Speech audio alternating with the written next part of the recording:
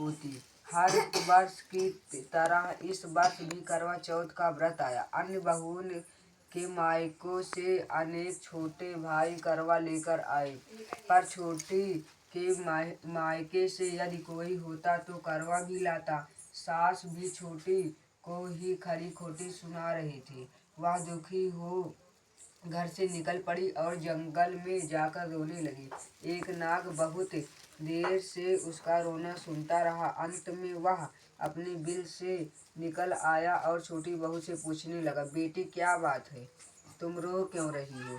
छोटी बहू बोली, आज करवा चौथ है, मेरा कोई भाई नहीं। यदि मेरा कोई भाई होता तो आज जरूर करवा लेकर आता। नाग को छोटी बहू पर दया आई। नाग ने कहा, बेटी तुम घर चलो, मैं अभी करवा लेकर आता हूँ। थोड़ी देर बाद नाग ससुराल पहुंचा। ससुराल वाले इतना सामान देखकर चकित हो गए। सास भी प्रसन्न हो गई। सास ने प्रसन्न मन से छोटी बहू को नाग देवता के साथ भेज दिया। नाग देवता ने छोटी बहू को अपना सारा महल दिखाया और कहा, जितने ही चाहो आराम से रहो, मन चाहा खाओ, मन चाहा पहनो, पर एक बात याद रखना, सामने रखी नाद कभी मत खोलना। छोटी बहू सारा समय महल में आराम से काटती, पर नाद के बारे में उसकी उत्सुकता बढ़ती जाती। एक दिन जब घर से कोई न था तो उसने नाद को उठाकर देखा तो हजारों छोटे छोटे सांप के बच्चे इधर उधर देखने लगे। उसने जल्दी से नाद ढक दी। जल्दी में एक सांप की पूंछ नाद के नीचे आकर कट गई।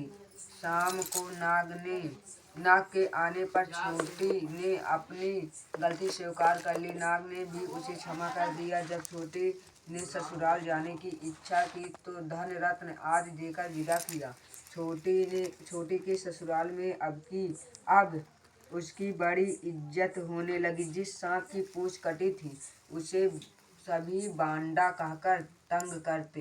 एक दिन उसने अपनी माँ से पूछा कि मेरी पूंछ कैसे कटी है। माँ ने कहा कि छोटी बहू की नाद उठाने और जल्दी में रखने में ही तुम्हारी पूंछ कटी। तो वह बोला कि मैं छोटी से बदला लूँगा। माँ ने बहुत समझाने पर भी वह एक दिन चुपचाप छोटी के घर जा छुपा और मौका पाकर उसे काटने की सोचने लगा। वह छोटी बहू को उसकी सास में किसी बात पर बहस हो रही थी तो छोटी कसम खाकर कह रही थी कि मैंने ऐसा नहीं किया।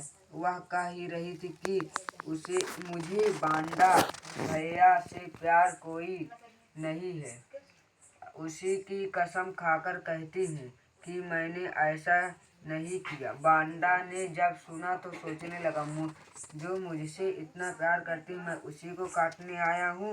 वह चुपचाप घर चला गया। माँ ने पूछा, ले आए बहन से बदला? वह कहने लगा, माँ बहन से कैसा बदला?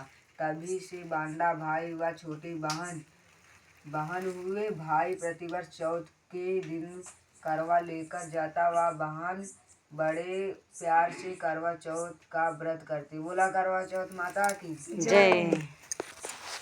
और एक हुआ।